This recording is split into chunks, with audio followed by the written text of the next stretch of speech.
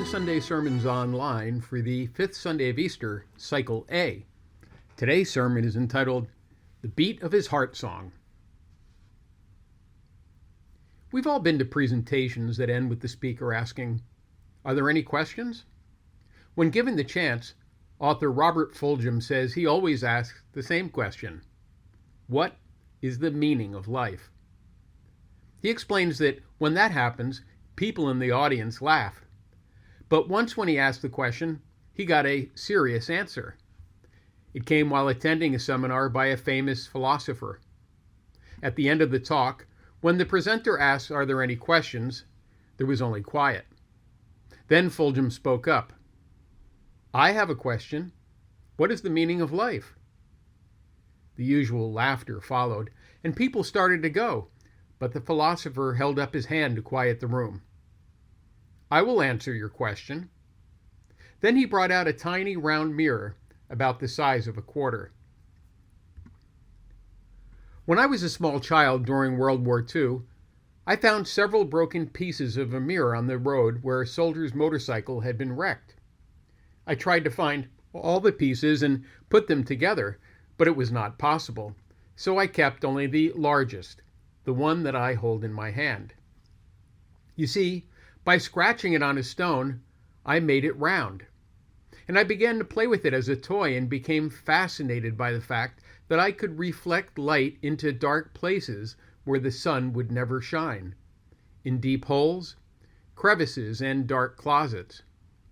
It became a game for me to get the light into the most inaccessible places I could find.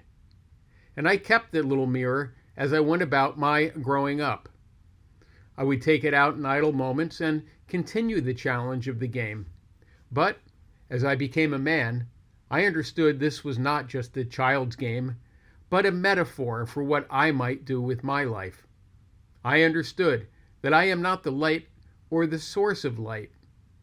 Light, truth, understanding, and knowledge are there, but they will only shine in dark places if I reflect it. I am a mere fragment of a mirror. Nevertheless, with what I have, I can reflect light into the dark places of this world, into the black places in men's hearts, and change some things in some people.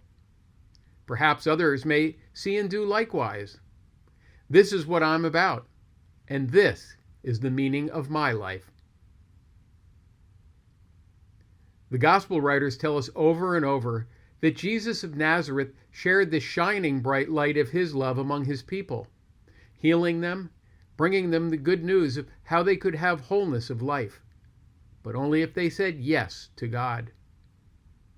He came doing so much good, yet the religious people, the educated people, and the leading citizens of the time rejected him instantly, and almost before he had begun, they killed him. But why? What was really at the root of their problem with Jesus? Why the fear, and then the anger, and then the hatred? Why did they react in this manner to Jesus' presence among them? The gospel writers tell us that almost from the beginning of his public ministry, the resistance to Jesus was fierce. He had hardly begun to preach and teach when the Pharisees and others plotted to destroy him. What followed, we learned from the Gospels, was that the resistance to Jesus kept increasing in intensity among the religious elite. One of the groups who led the opposition to Jesus was the Sadducees. These were the professional clergy whose lives centered on the religious institution. They had status. They had prestige. They were comfortable financially. They insisted on the literal interpretation of the religious law. And they resisted violently when Jesus came into their lives, preaching the good news of a spirit-filled religion. They could not abide Jesus telling them that the spirit within and not obedience to external law was primary in their relationship with God and neighbor. Though religious leaders, they were centered on themselves, so unwilling to acknowledge that God could have a further word of enlightenment for them. They were so fearful of anything they saw as a threat to power and prestige and their lofty status that any idea of change coming into their lives was repugnant. There is a phrase Jesus used to describe some of his detractors: hardness of heart. The Greek word for heart is cardia. Today, we speak of cardiac arrest or cardiac patient. But the ancient Greeks believed the heart was the center of a person's real being. Not the head, but the heart. They saw the heart as the center of one's thinking and the center of one's feeling. It was the center of who one was.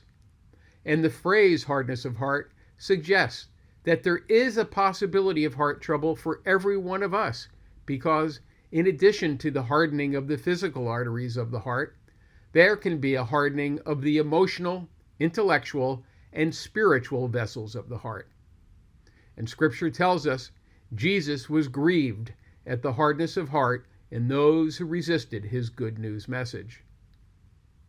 For us, this means the realization that when Jesus comes into our lives with the good news of God's love and offers us wholeness of life, we must be willing to listen and ready to change. And this is where our hardness of heart gets us into trouble. Because we are unwilling to let go, we resist the good news, saying in effect, "The good life? I'll do it my way, Lord." In a little reflection entitled Heart Song, a woman and a man who yearn to be on the side of truth become husband and wife. With their love, they bring into the world a delightful little girl whom they both love very much. During her growing up years, her dad would take her in his arms and twirl her around the room saying, "I love you, little girl, I love you." When the little girl grew up and was no longer little, she left home and went out into the world. And the more she learned about herself, the more she learned about her father. She saw that he was a great man and recognized his strengths. First among them was his ability to express love to his family. And it didn't matter where she went in the world, he would call her and say, "I love you, little girl." One day, the little girl who wasn't little anymore received the distressing news that her father, a man of many strengths, had suffered a stroke. He couldn't talk anymore, and it wasn't clear if he could understand the words spoken to him. He could no longer smile, walk or hug, or tell his little girl that he loved her. And so the little girl who wasn't little anymore hastened to the great man's bedside. He looked so small, so weak. He tried to speak as he looked at her, but he could not. Then the little girl climbed up onto the bed of the great man. Tears ran from the eyes of both as she put her arms around his useless shoulders. When she put her head on his chest, she remembered the wonderful moments they had shared and how he protected and cherished her. And then she heard from within the great man the beat of his heart. Despite the damage to the rest of his body, his heart beat steadily. And then it happened. She heard what she had longed to hear. She heard in his heartbeat the words his voice could no longer say, "I love you, little girl. I love you." In today's gospel lesson, Jesus expresses his heart song so beautifully, but on a far deeper level. It is the Father who lives in me, accomplishing his works. Have faith in me. Jesus is talking about a new way of life here, seeing and living in a God-centered context. Whatever you do, the power to do it comes from God. Whatever happens to you, bad as it may seem, does not happen outside the scope of God's concern. What a joy it can be to say with conviction, "The Father lives in me, accomplishing his works. The Father loves me. Right now, he loves me." And that is our good news message from today's gospel. Jesus Christ keeps coming with the good news, offering us freedom from anxiety and a new way of life. And with it, the opportunity to be shining beacons of hope in our families, in our communities, in our world. Listen closely for the heartbeat of his words. Listen for the beat of his heart song. That concludes our sermon for the fifth Sunday of Easter, Cycle A.